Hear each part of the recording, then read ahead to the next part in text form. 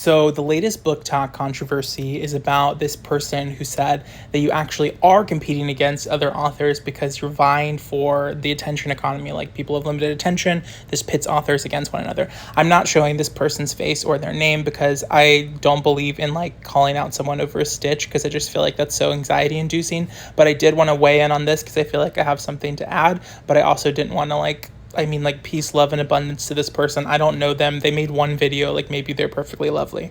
But this controversy reminded me of one of my dear friends, Sadia Hassan. We went to college together. I absolutely love her. She's so cool. She's this amazing poet. And one thing, we used to go on these long walks together talking about poetry. We were in this poetry workshops together, and we took a lot of classes together.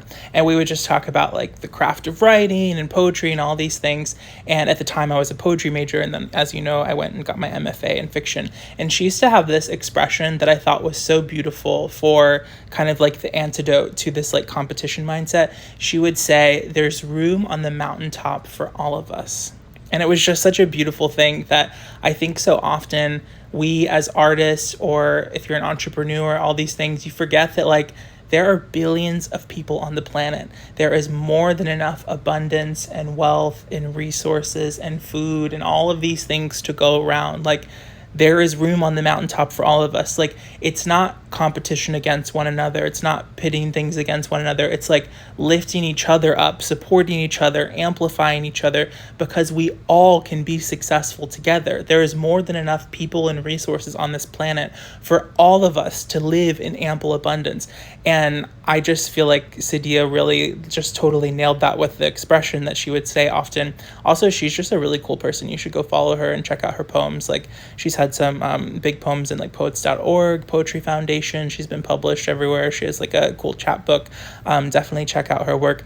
But yeah, I just think about that all the time. Like, anytime I get like an envious thought, or like someone that I know is like further along on the same goal that I also have for myself, I just always think there's room on the mountaintop for all of us.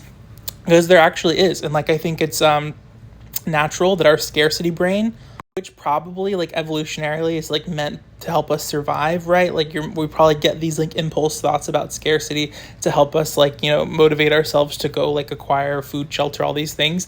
But like, in reality, we live in one of the most abundant, like wealthy times in like world global history. Like, there is more than enough of everything to go around. Obviously, there's a lot of systemic barriers that prevent the equal distribution of things, but especially when it comes to like the share of attention and like creativity, like there's room on the mountaintop for all of us, babe.